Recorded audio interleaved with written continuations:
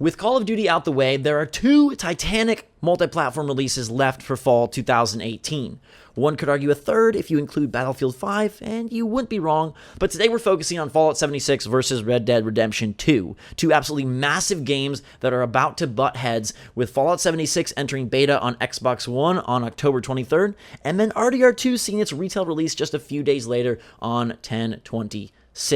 Now, these are 2 beloved franchises from 2 incredible developers/publishers, and oddly, I feel they're both trying to achieve a very similar result via very different means. So where should you spend your hard-earned dollars? And if you get both, where should you spend first? You're going to have to decide, because the only way to enter the Fallout 76 beta is via pre-order, so there's no try before you buy there. But let's see what we think, because the decision might not be as obvious as it initially seems. We'll start on the Fallout side of things, because I recently got to play a ton of that game, and they are trying to take a single-player solo franchise and move it into the much more modern era by introducing multiplayer, and by taking the entire wasteland online. Good decision, bad decision, somewhere in between. While it played pretty darn well when I got hours with the game, I just like the solo side a little bit more. The emphasis is on messing around with your friends, creating chaos in a really wonderful world, and seeing what happens when you square up against another squad, building a camp,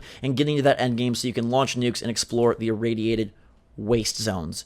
But solo is where I found the most enjoyment, because that's kind of what Fallout does really well. And I wonder how many people are going to want to explore this from a multiplayer standpoint, but alas, that's what they're going for. They are removing NPCs and making the humans, the 24 players on the server, the stars of the show. Now, interestingly enough, Red Dead Redemption 2 is also trying to add more dynamism to their world and bring the GTA-style Rockstar game into next-gen truly for the first time by molding their very own WestWorld, by giving every character an agenda, a reaction, a almost lifelike feel. So we have 2 games that are really trying to give us a new experience, 2 games that are really trying to populate the world with as many cool moments as possible. One is just doing it with other players for the first time, and one is doing it with, by all accounts from previews and people who have seen/played the game, some of the best AI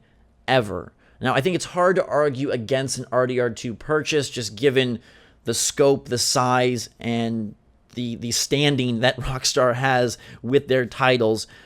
But the multiplayer is only entering beta in November, so if you are more someone that wants to see things with your friends, Fallout is still a pretty fun choice. Fallout also incorporates a whole lot more of the character progression and the upgrading, and then that endgame, which TBD on how much there is to do there, but if handled well, could be a really great way to pour hours in with your friends. The difficulty increase towards the end, the ability to just snag some superior loot, it could be super, super cool. Now, we'll obviously get multiplayer with Red Dead Redemption 2. It's just not coming till later, and it's not going to be in the same style as far as I'm aware. You're not going to have this shared world experience that Fallout gives you, but Red Dead is so heavy on just crushing the single player. I think it will undoubtedly be a pretty awesome storyline.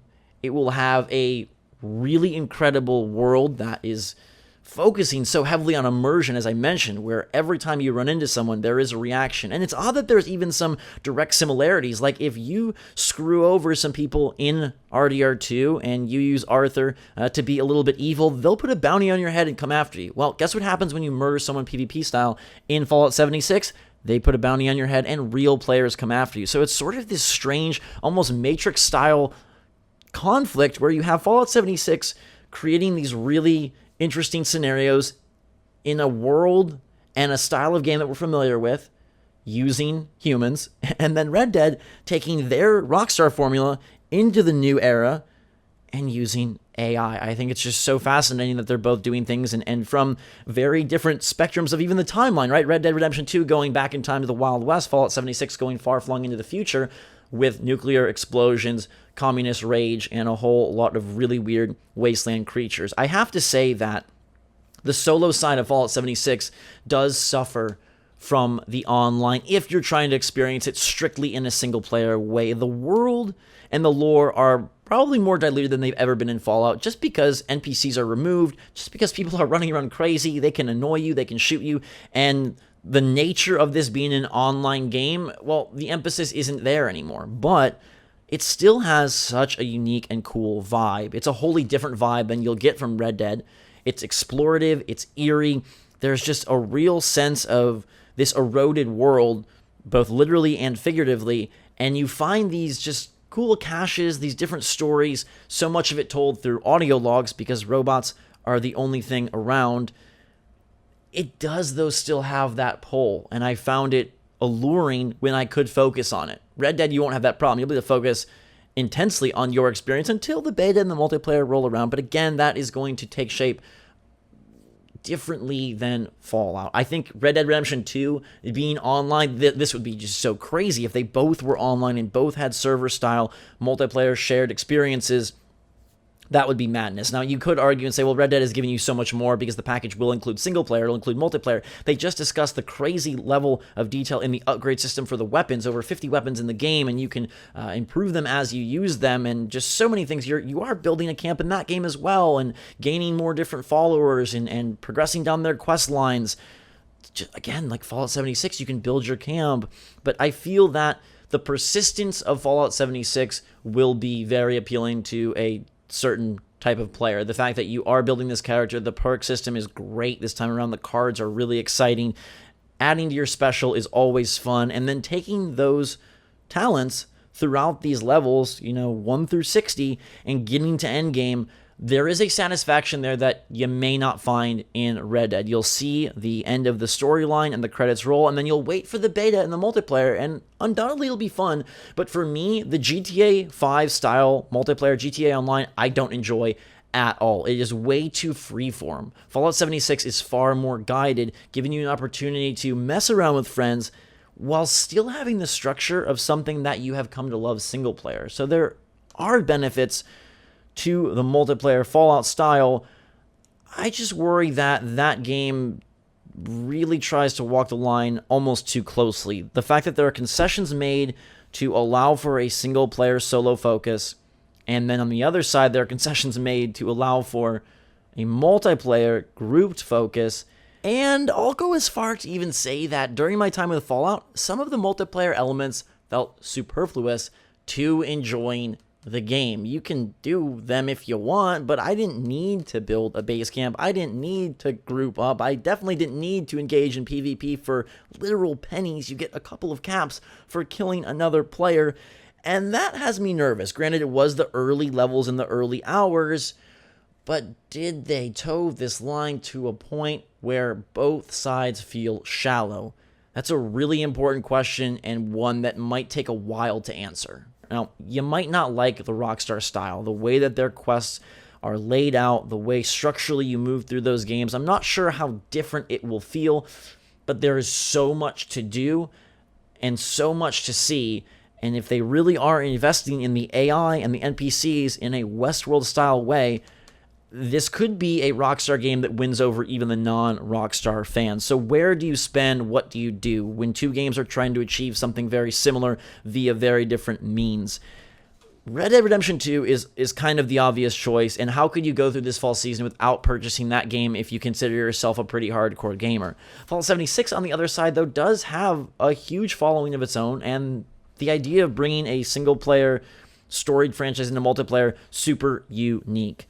It sucks that you can't play the beta of Fallout 76 without the price of entry, but you can carry your progress over. So if you want to get going on multiplayer from a standpoint that you and your friends can progress through this big game that is still curated and is still designed by a very talented team, it's not outside the realm of possibility to say, hey, I want to get in on Fallout 76 first. I want to get in on the beta. The game doesn't release till November 14th, but given the fact that you can carry progress over, you and your friends, or just you by yourself, can get going a couple of weeks early. And I think with that game, entering on the ground floor is incredibly exciting because you'll get to see and find things for the first time together. I saw a lot, but at the end of the day, when I compare it to the map size and the amount of creatures, the levels, what the supposed amount of content is in Fallout 76, there's so much more.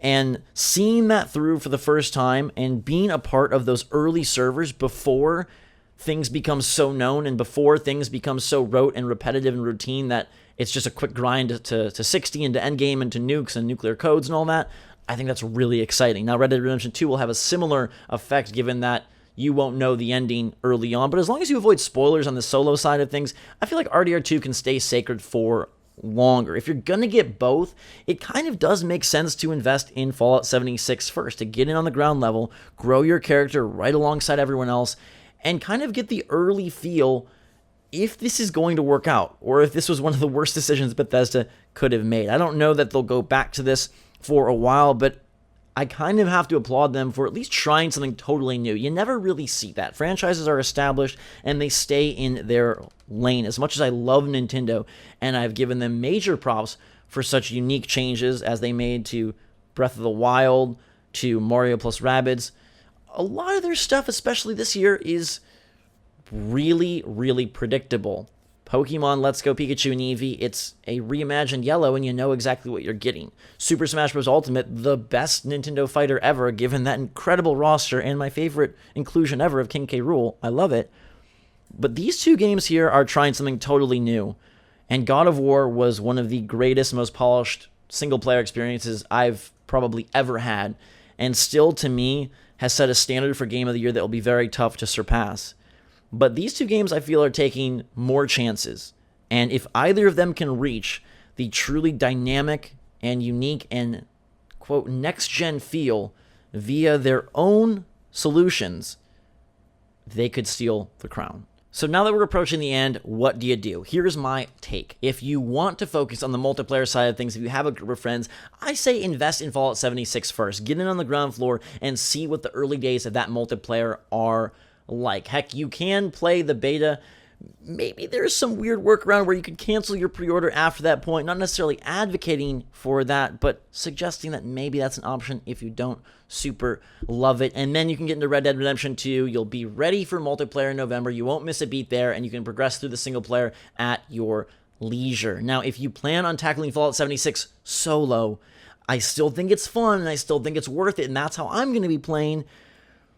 But because of the dilution of the world and the lore, given the multiplayer focus, I would then say go for RDR2 first, get Fallout 76 once you're done, and, you know, if you're a solo player anyways, the beta and the multiplayer on the RDR2 side doesn't really matter as much, so I would want to experience the game that shows probably more prowess and more new ideas and new unique thinking from a single-player standpoint. Get Red Dead, and then get Fallout. But let me know what you guys plan to do in the comments down below. How do you feel about Fallout 76 versus Red Dead Redemption 2? A very interesting battle of two games, more similar than I may have initially thought. And it's going to be fun once these release in 9 and 12 days. So we're getting very, very close. I'll be covering the heck out of both of them. Can't wait to see you there. In the meantime, like I said, let me know what you're going to do with your money in the comments down below and how you feel about this clash. I'd love to hear it.